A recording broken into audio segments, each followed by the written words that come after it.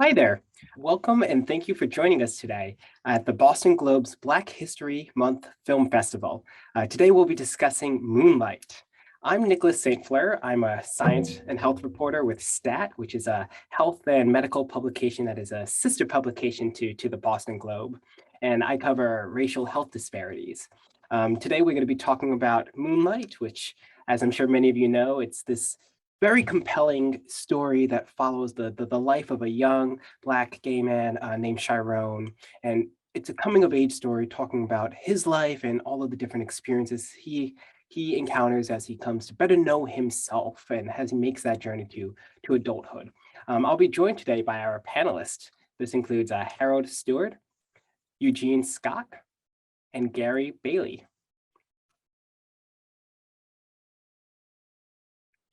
Wonderful. Hey there, everyone. So good to have you. So I'm going to let you all, introduce yourselves a bit more as well. But I want to start us off with a question from the movie. One of my favorite lines, that who is you, Chiron? I want to ask, who is you? Who is you, Harold? Who is you? All right, I'm ready. It's a good question. I'll talk about, I think, what's relevant like today, because again, identity is very, very complex. So I'm Harold Stewart. My pronouns are they, he. I'm a real proud son of the South from Dallas, Texas. Been in the Boston area close to 5 years. Came here to work at an organization called the Theater Offensive. I still work there as the executive director and cultural strategist. And our mission is to present and produce queer and trans people of color liberating art that transcends artistic boundaries, celebrates cultural abundance, and dismantles oppression. So other than that, I think other things that are relevant around, I'm a professor, I teach theater studies at Emerson, and that cultural strategist part, someone who's really, really concerned around art, queer identity, and everyday being. That's Thank me. you. Thank you so much, Harold. And now I'll pass it over to Gary. Who is you, Gary? Who is you? Who is you? I'm Gary Bailey, native of Cleveland, Ohio, have been in Boston now since I was 17 years old, so over 45 years. Came here to go to college, stayed for graduate school, fell in love a couple of times, and then woke up and 4 decades had passed. Black gay man, have been out as long as I can remember, and came out during a period when it wasn't as easy to do so. So I'd like to remind my students that I came out when those 81 words that could cost you your career in a diagnostic statistical manual existed. And so being out was a radical way of existing in the world. I'm an assistant dean for community engagement and social justice at Simmons University in our College of Social Science, Policy and Practice. And I'm a social worker, a proud social worker by training, and do work in the community around LGBT issues and opportunities, and particularly wanting to make sure that older gay folks are not missing from the equation, that we're here. Thank you so much there, Gary. Now over to you, Eugene. Who is you, Eugene? Who is you? Hi, my name's Eugene Scott. I'm a national political reporter for the Washington Post, and I'm based in Washington, D.C. I used to live in Boston. I was in grad school at the Kennedy School. I came out about 4 years ago after I fell in love with a guy in Boston. And while I was writing or covering identity politics in the Trump administration. And so, as you can imagine, while writing about and speaking about and providing analysis on identity, I was put in a position to reflect on my own. And I was moved to live more authentically and publicly in ways that I never have before and never would have fathomed that I would have. Eugene, thank you so much. And I want to remind our viewers out there that if you have any questions, feel free to put them in the Q&A. We'll be taking your questions throughout our chat. So don't wait until the end. If you have, a favorite part of the movie you want us to talk about, or if you have a character you want us to kind of, dissect and delve into, feel free to share that as well. So I think I want to start this conversation off just super kind of generally here, looking at it from the ego level here. Tell us a bit about To you, what has Moonlight, what does Moonlight represent? I'll start with you, Gary. That's a great question. I went back and reread a piece I had done right after seeing Moonlight for the Huffington Post, and it's titled "Dancing in the Moonlight." And what I talked about was how I saw my own story on that screen in terms of the process of really trying to put a name to something that you knew didn't want words, or that the world didn't want to have words, in terms of being same gender loving, and the question of what it means not to fit in, to be that kid who wasn't the athletic kid, or who wasn't the kind of boy type kid that gets to hang out with the other guys and feel comfortable in that. And that's what I saw in that movie. And what I saw also was the way in which the power of adults helping you to be comfortable, to find your own skin and not judging that. And Juan and Teresa, though very different in terms of the ways in which they existed in the world and survived it, were very much like my parents, who were those kind of accepting people who it didn't make sense to them about my being different, but they were going to love me anyway. And that's what I picked up from that movie. That's what it meant to me and means to me. Oh, thank you. Thank you so much for that. Harold, I'll ask you next. What did Moonlight kind of mean to you? Yeah. So as someone, I'm a theater practitioner, so I was blessed to be familiar with Sorrel McCraney. By the time the movie came out, and even read Wig Out, or earlier versions of his play Wig Out. So there was a lot of like hope and expectation and even honor to watch someone who I felt like was my peer in theater kind of make it to the big screen. And with narratives, I knew about his life, so I could only anticipate what he was saying on stage. And Moonlight being a reflection of like a grad school writing, right? Or some earlier writings. So I think that hope that I had that we could have like counter narratives to queer identity, we could explore it in real dynamic ways in art, and kind of center a different perspective. It meant all of that, as I was in Dallas at the time running a much smaller Black queer arts organization. So, got to experience it with community that I've been cultivating. So it was this real community building moment, and revisit. So that was in 2016, and revisiting it now and looking at it, my work is around identity politics and identity reclamation, and the ways in which oppressed people reclaim agency and shape identity through cultural production. So it makes me valid in another way. And I don't even necessarily know that Chirac is gay, right? When I think about how do you, if so, like at what point, was it the point that he looked at another man's penis, or they jacked out, So I think it helps me further explore the complexities around identity, one's agency to say, because he also says like he's never had an experience like that or any real intimate experience since then, but how society continues to kind of box and label. And so just making that critical space for a counter narrative, a different way of being that's still relevant. It was exciting then, and it's equally exciting now that this story still exists. No, that's fantastic. Thank you so much, Harold. And then passing it to you, Eugene. Tell us a bit about what this movie has meant to you and what it means to you now. These thoughts aren't as organized as I would like them to be, but that's fine. That's a-okay.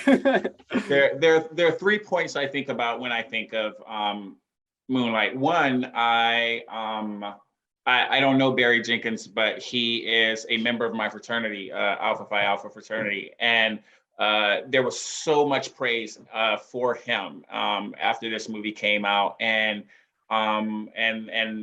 the success he enjoyed. And that meant a lot to me, in part because you don't have to be in a fraternity to know that they are inherently homophobic spaces with all of their baggage. And so I know what it's like to, be a closeted gay man in this space trying to figure out my identity. And it was, I never would have imagined that I would have seen the organization more broadly celebrate openly gay member for telling the story of Black gay men the way he did. So that was a very heartening experience. As a dark-skinned Black man, it was just such a beautifully shot film. Like, I mean, so many shots, even some of, the more traumatic shots could have been like stills and artwork. And that was great to see, just Black people being beautiful. And, to Harold's point, we don't know the identity of these characters, even the characters that, didn't have sex as a part of their narrative. But, the closing scenes where Chiron is just held by a Black man were incredibly moving to me as a Black man who loves another Black man. We don't see a lot of Black on Black love and media among gay men. Or should, I know that probably wasn't as clear, but it's my belief, and I would love to see a study on this. It seems like most of the time when you see a Black man in movies or on TV, they are in a relationship with a non-Black person. And so it was just great to see that. And it made me hopeful and optimistic that maybe we'd see more in the future. Mm-hmm. Thank you so much for that, Eugene. And I'd love to put out to the audience here, I already see a couple things in the Q&A. Feel free to, pile in on the Q&A, put as many questions as you might have there. And I noticed one viewer, Anthony, he answered my question from the beginning, like, who is me? He said, who is me, Anthony from SF Bay area? I'll pose that to everyone here.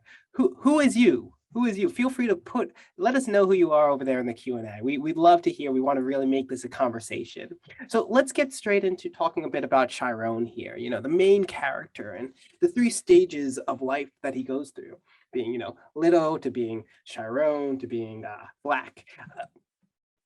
What was going through, your minds when you watched the movie and you watched it kind of broken up into those 3 pieces? And you watched Chiron kind of grow and learn more about himself, but still have so many questions. I mean, one thing that really stood out to me was that, Chiron is a person of few words, really uses his expressions, his face to communicate what's going on, these emotions. And, after rewatching it again, just seeing some of those, the beautiful videography, as you guys have pointed out, it's just, it's so compelling, but just the amount of emotion these 3 actors are really able to express through their faces. So my question to you all is, what were your thoughts watching Chiron go from, being first Little, then to being Chiron, then to being Black? Any reflections in that progression? And I'll just start off with Harold here. Harold might have some thoughts over there. Maybe I've wanted to. So again, I think, part of identity reclamation is looking at journeys, right? And it focuses more on like the practice or when does one reclaim identity. So this time, as I viewed the film, I looked at it through the lens of care, right? So it's a dense film, so you can take a theme or a perspective and watch it and rewatch it, but through the lens of care, and you watch Little, I remember the moment he asked those questions. I think his name is Juan, at the table with him and Janelle Monáe. That's just who that is. With Janelle Monáe, what's a faggot, right? Right. So already this identity placed on him that he has no understanding of. And really the boys who are saying it, they don't know what a faggot is, right? In a real way. And I just think about that part, where it is one comes to accept terms that the oppressor has defined for you, right? So I just remember like Little being robbed of so much innocence, when he needed to be innocent. And then also experiencing Little as a sacred person. So you would say quiet, and I was just like, I think he understands some things are sacred, either as a part of like protection, or I'm not supposed to tell this or show you where my mama lives because I know what's going on in that house. But he has, as many Black children, especially those on the spectrum of queerness or a non-normative reality in this society, you grow up fast. I just remember Little having the name Little, but having no innocence, right, at all. And what that looks like is, there's this high school version of Sharon, whose body changes, right? And I think, again, to talk about, skin tone not changing, but bodies changing. And one of the beautiful things that Barry Jenkins and the team did around the cinematography, it's in this intimate space, so you can see every imperfection in the face, and that a body is in transformation because there's like bumps and all of those kind of things to kind of help amplify what's happening behind. So again, going from this place of like, I don't really know who I am, and I continue to change and continue to search as my body is changing. And I'm curious, so again, this space for like little answers towards like the curiosities around kind of self. And at the end, when Black, has finally made some decisions on, okay, I guess this is who I am and this is who I'm going to be. How you reconcile that with like all the opportunities that he could have had to be a different kind of Black. So for me, it's about the journey, those relationships, looking at them intimately and through society. But if I look at it through the lens of care alone, even from the opening scene, there is a man in need, right? He needs his fix, and he's trying to negotiate his need and his care with someone who can supply it. So it just allows for a different kind of perspective. It doesn't make it like easier, but I experience now as a film based on care. Great, thank you. Anyone else want to provide any thoughts on just Sharon as his character develops? Just going to say briefly, I think I was taken aback how much, full adult Sharon very much to me came off as a boy. I don't want to, I say immature, but not in a pejorative sense, but so very underdeveloped, not nurtured, and longing for the care, the parental care that he lacked. And I think about how, visually he looks like a grown ass man. And I think about how so many of us, those of us who have done any type of reading or therapeutic work when it comes to our sexual identities, is familiar with the concept of delayed adolescence. And I think about how often, we are, we're treated as grown men because we are grown men and present as grown men, but so much of how we move in the world, be it professionally or personally, is shaped by the fact that as a gay Black man in that time period, certainly in time periods before, and even like now, just a few years later, you just usually are not as able to develop fully on the same timeline as many straight people or people who came from more nurturing homes. And I will say I've been slightly encouraged when I look at younger generations. I seem to see some changes in that area, not by any means to suggest that everything is fixed, but hopefully there will be fewer, grown-ass men who still present and not present, but still navigate the world very much as broken little boys. Thank you. Thank you so much for that, Eugene. Gary, go right ahead. Yeah, I'm going to jump in with, and it's in relation to what Harold said and also what Eugene just said. What I looked at from Little to Sharon to Black was a need to be able to look at someone who was so compartmentalized. And one of the things that you use the language you have, and if you don't have emotional language, you can't use emotional language. And Liberty City, which is is a character in this as well. It continues to be a character throughout the playwright's work and other films, et cetera, because those are the kinds of places that have their own language as well. And your language, the words and the ability to contextualize what you're feeling can be boxed in. And what also struck me was the ways in which Little, Sharon, and Black were continuously boxed in.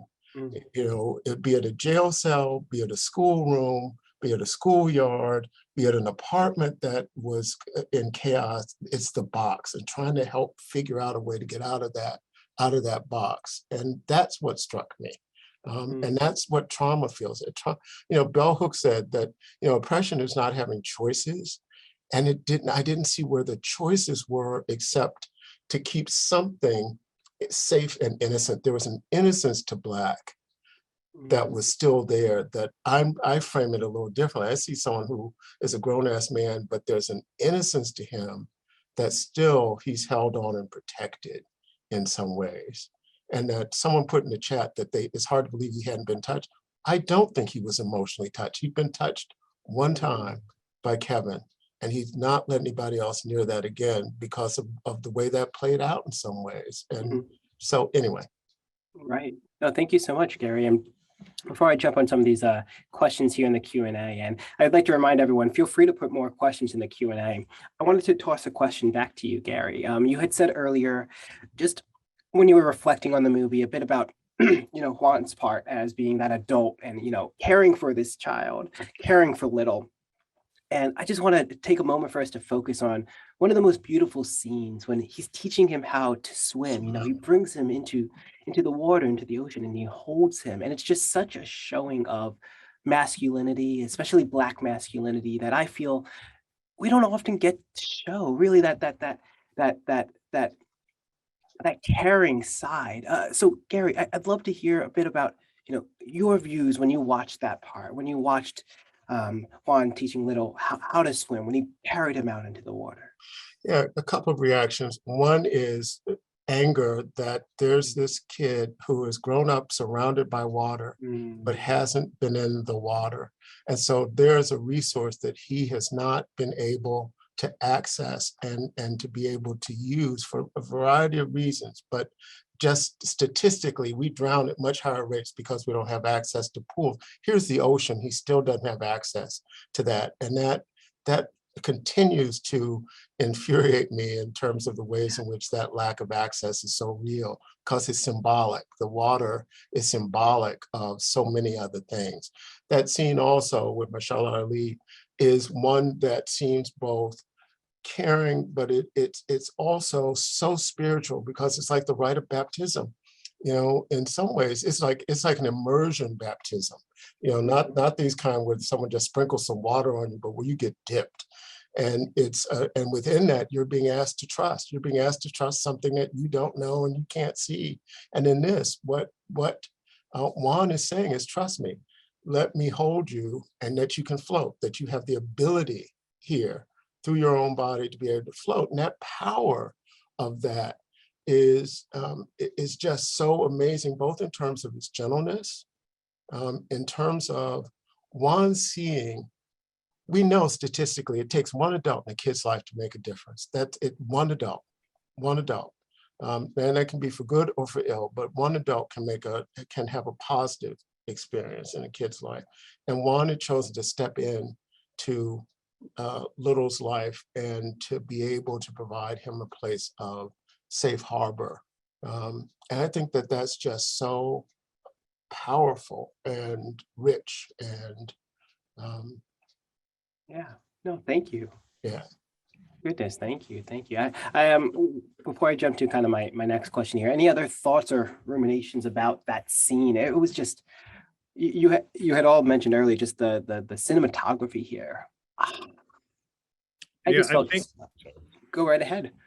No, I was going to say, I'm trying to find language again, because I think if I say they're gay, right? And all of that. So I'm just trying to find a language that's open enough and present enough for what we got. And I'm looking at the chat too, to just make sure, again, because it seems like we're all searching for, and I think that's another trick of identity. Now we have something that we can control, but if it lives in an abstract place, we don't know what to do with it, but wonder.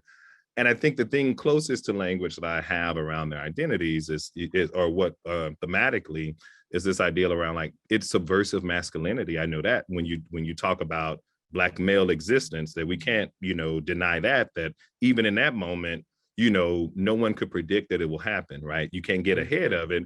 And even then, you think about every kind of frame by frame, what you think is about to happen, and it never happens, right? For someone like me. So again, still through the lens of care and looking at, I can be honest about Black people and Black culture because I'm in that thing, these are two identities. If we believe that this child is a faggot and this man is a thug, you know, that we've discarded, right? So some of the lows of community coming together in this beautiful way, right?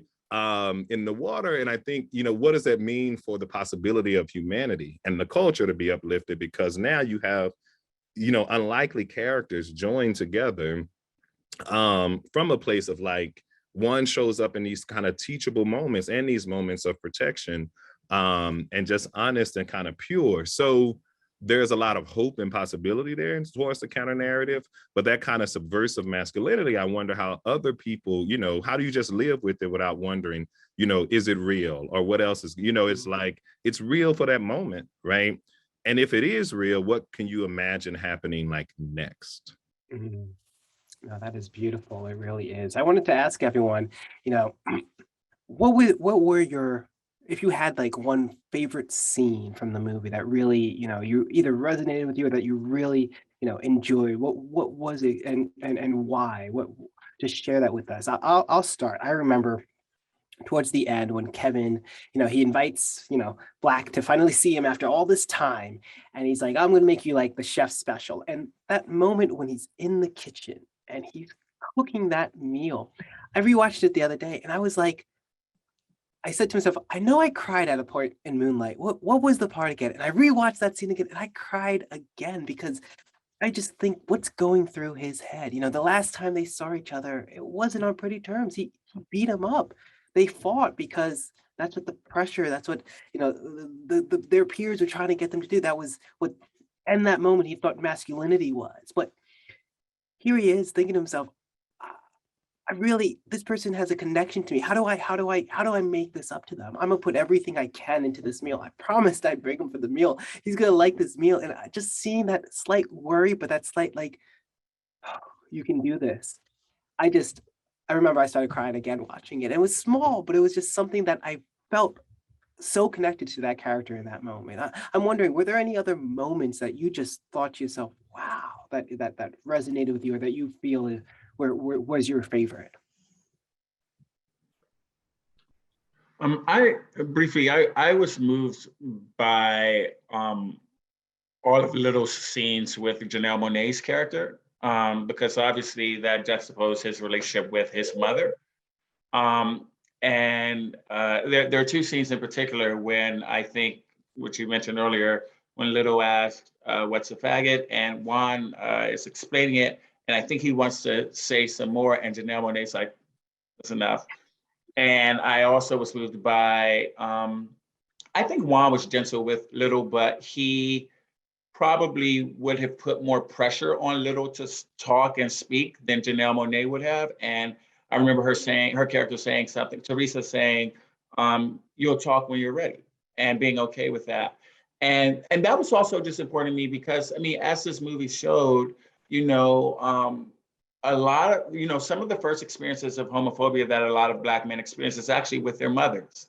I think that isn't talked about as much as it could be. I think the narrative about the relationship between Black gay boys and their fathers is one that is more prevalent, but I was moved to see that he had, you know, a maternal figure who responded in ways that were far more loving than he had experienced. Yeah, I think for me, similar. When I first watched this movie with friends, there was no space created to process it. So I think we went to dinner, maybe my house, somewhere, but it was a mixed group, gender-wise. And what I remember from that experience, as we were all processing it, the Black women speaking up about the role of Black women in the film and how, you know, it was really hard for them to kind of watch it. And here I am glowing, right? So I similarly, you know, this time I was like, okay, pay attention to things like that you heard, because again, identity is complex. And so if I answer that question holding true to, I was zoning into like the limited but very important roles that the Black women played in this film. And I remember being heartbroken when I think Sharon comes home and his mother takes the money, and the ways in which she describes the relationship with Janelle Monáe's character from a place of understanding, but also like hurt and pain. And so that character, I just thought, okay, you know, the women's roles are so limited, but his mother gets to have a full journey, right? You know, so by the end of the film, you know, she voices appreciation in a way, you know. So I was happy because I was like, dang, we did it again, right? Patriarchy wins. But now I was really, really happy that no, the mother had a full journey, right? Complicated, but the lasting impressions of her are similar to the first impressions of her. You know, I looked at Little and I was like, well, he's clean. He looks well, you know, I'm looking at Care. He's well taken care, you know, but I also know the reality, you know, that it's going to shift, but I could bookmark the mother and hold her in high regards, just wondering about her journey and her narrative and where she ended up. And I think that that to me is an important piece, is what is the backstory? People don't end up where they are. There's a journey to get them to where they are. And it's to be able to have a sense of what is that process for, and Paul, I believe, but it's the Naomi Watts character, of understanding, you know, what led her into the spiral that it seemed that she ended up in, that she went from being someone who we could see was invested in caring to someone whose addiction overwhelmed her. And then what happens when you recover and come through that, that you can't go back to where you were, and the pain of her knowing that she couldn't go back and capture that. What struck me though in this film, and it continues to always strike me, is the absence of the white gaze. This is not centered around white folks. There are no white, you get a glimpse out of a corner somewhere in front of the diner, but after a while you begin, for me, it's taking a breath and going, oh, okay. That's not a filter through which one has to go, I don't want this to happen in front of, or I don't want this to happen here. It's of and about and betwixt and between. And that to me is, you know, I think Toni Morrison talks about it, it's the absence of the white gaze and how omnipresent it is. Yeah. I think it creates possibility when you see white influence, though, what I saw, because again, I wanted a sonic experience, right? So the music, the sounds, the sonic experience is so that you're always aware of the environment. So you're hearing the natural environment as it happened. The song choices are very strategic. And there are these scenes where they're very intense and you hear classical music. So then you're reminded that like they're navigating a larger white society, another, you know, so while it's not the white gaze, it's this beautiful strategic use of opposites, right? You know, it's not the music I would choose for those moments, just even because, you know, of the style. But it is the strategic choice that reminds me that like this is happening in the context of a largely white dominated world, right? So yeah. No, thank you. Thank you for your thoughts on that. We have a question here from Manny Lim, who's watching, and Manny asks, what audiences does this movie most need to reach?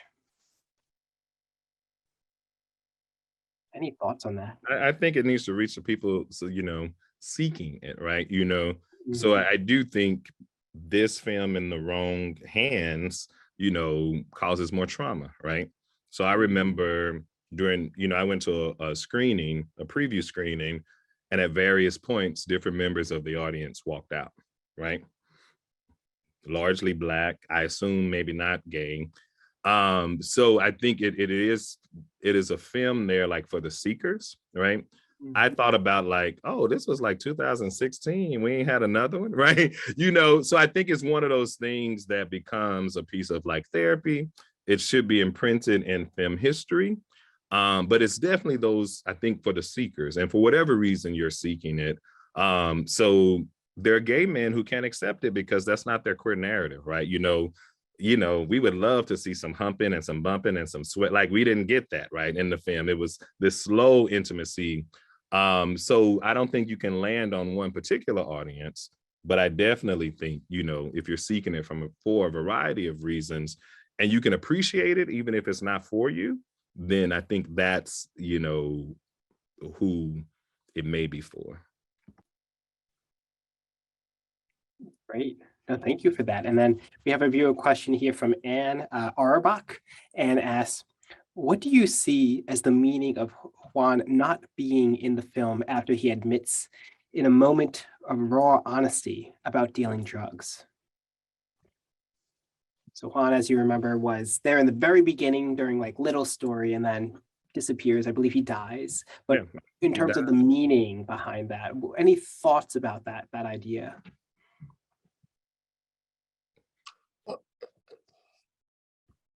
I wonder if a lot of meaning is being added to a director's choice about what gets left on the floor in terms of scenes that just don't fit the way in which the film is going to go. And Harold would know, can speak more to this than I could. I think that Juan's arc had really been for me, to do just what he had done. It was to create as much as one can, a sense of normalcy. He, Teresa, and the life he was living gave Juan access to a family that wasn't going to judge him, that was going to be honest with him. That's a hard question to ask when someone asks you, do you do this? And to look at him and decide, I'm going to tell him truth, and tell the truth, which I think makes Juan's character also vulnerable in a way that is an interesting thing about what it means to tell the truth and to be vulnerable when you do that. It's something that doesn't get talked about a lot. And I think that served its purpose. We don't see Teresa really again. We hear of Teresa, but we don't see Teresa throughout the film. She gets referenced. They've served their arc. They've served their purpose in that moment. That's just my thought. I was going to say that it's important to remember, and I don't think a lot of people know this, that Moonlight is semi-autobiographical. And so it's very possible that the character disappears because the character that Juan is modeled after in the lives of either Terrell or Barry was no longer present.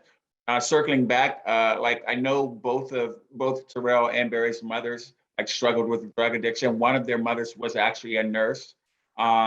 And I think Gary was talking about how all of these characters, not that, Paul is a villain, but even villains have backstories. And I was reading up on it, and either Barry or Terrell, I can't remember, but their mother, who was a nurse, who was an addict, was like a teenage runaway herself with all this trauma that she was dealing with. And so it's very possible that, Juan wasn't there because whoever the Juan was in their real life was no longer there. We know that he died. We don't know how he died. I think it's easy to make assumptions that he may have died related to the drug trade, but anyone who knows how historically Black men have had, briefer life expectancy rates compared to, people overall, the reality is he could have just died anyway, be it from a car crash or a health issue. And that in and of itself to me was very sad and just very real to what life is like for many men in Liberty City and elsewhere. Yeah, I think, again, another beauty of the work is that Terrell and Barry didn't do all the work for you. So it's like, who is it for? It's for people who got to go do some more work, right? And because it's not a normative narrative about Black life and existence, whether it be male, queer, or otherwise, one's death, which we do not see, which is referenced, is the only moment of Black male death, or death in the whole film. So if you take death out of our narrative and you are forced to deal with us living, like what other questions are there, right? But I think you can assume a lot of things, right? Little's kind of security blanket, right? It is his safe space. His home and Black male identity is gone. So what will that change? So I think, there's a lot of reasons that could be there, but that's another beauty of the piece. It's not answering all of your questions, and it's giving you the opportunity, I think, to imagine, to seek out those answers, but also to kind of take action, right? Because there's, I see in the chat this question around like realness. And if you ask a queer person about realness, then it's like, well, Miss Thing. Right. So it's valid, right? You know, there's nothing about this that feels like fantasy, right? And I think that's also, I'm so glad that Gary and Eugene cuss first, because I was like, you're not going to cuss. It's the Boston Globe, and you know where, you know, but it fucks with our mind. Like it's a mind trip, right? Because again, who thought about this as like possibilities against, you know, not changing a lot of the context in terms of the lives and the realities, but giving you a story that you might not have heard, or speaking again Barry's truth and Terrell's truth into a piece of art, right? You know, so that question about what resonates, I think it's a question for all of us, all who seek it, right? What resonates and what feelings is it bringing, is it bringing up, and then why, you know? Thank you. Christina Jameson asks, excuse me, did you think that did you think Kevin, in getting married to a woman and having a child, was not being authentic? Was he also gay, or was he not? And this relates to, you know, the discussion we've been having about labels here. Can you really put labels on people in from what you're seeing in the movie that I believe, Harold, you had brought up? But the question being here, was Kevin being authentic? Well, you know, if you separate sex from sexuality, one might say yes, right? You know, they're all kind of men who have all different sex and desires around intimacy, right? Because again, I don't know that they had sex. Like, it just depends on whose definition, but we got to see two Black men be intimate. Now, if it was the Olympics and they were, is it the Russians that kiss each other after they do a high jump or something? You know, he just would have been like, oh, they kissed, right? In other non-Western contexts, men engage with intimacy, having wives, and it's understood, you know, just around like intimacy. And it's not about being gay, it's around this exploration of intimacy and body, right? And functions, right? Even so much so that in a non-Western culture, men give other men massages, you know, not in the context of like a transactional commercial relationship. So I think he was being authentic to himself, right? Against a world that has not found a place for him. I do think, again, if you follow the narratives of women, Black and otherwise, they're hella problematic, right? You know, and it's dense, and there's a lot that we know and that we don't know, but we can't play like gender wars and then add on sexuality, because then we get back to that place when we actually created the trope of the download man, because we needed language for men like Kevin, right, who were Black in these really precarious situations. So we created, you know, a trope that, you know, really did a lot of harm in community, all sides, right? You know, so yeah. No, thank you. I'm going to end us here with a question from Erica Emosi. And Erica was agreeing with something Gary had said. Erica said, absolutely agree with Gary about Black's innocence and being boxed in. And it brings me back to the idea of water and release. In situations like these, how would you recommend releasing these feelings or finding freedom in this boxed in mentality? You know, I think this relates to that ending scene that I kind of have here as my background, that moment of freedom in the water. What from this movie, as Erica is asking, you know, what would you say, or how would you recommend people find these feelings of finding freedom and releasing themselves from any kind of boxed in mentality? You know, a quote by Essex Hemphill is going around and around in my head, and it is, I long to burn this threadbare suit of masculinity I've been forced to wear.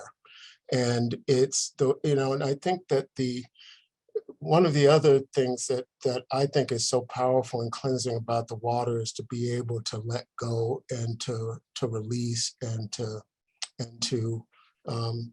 you know, it's like going back to that rite of baptism, that communication and covenant between, not between you and necessarily a God, but between you and yourself in some ways, to find who you are. And the way in which so many of us get trapped in what it means to be a man and what it means to be a Black man and the strictures, the ability to be in a place without boundaries, without the walls. That's what water is. Water, when you get really into the water, you have to trust enough that there is a bottom somewhere. You trust enough that there is a top, that there are sides, but it's infinite. And possibilities can be infinite if we are given if we seize the opportunity to really dream and to think beyond the strictures and the structures that society so often wants us to exist in, and particularly when it comes to Blackness. Mm, mm. Gary, thank you so much for those closing thoughts there. And I just wanted to, thank all of our panelists. We are now at time. So thank you all for coming in to watch with us and for sharing your thoughts and your vulnerabilities. And again, thank you to our panelists. Thank you, Gary. Thank you, Harold. Thank you, Eugene.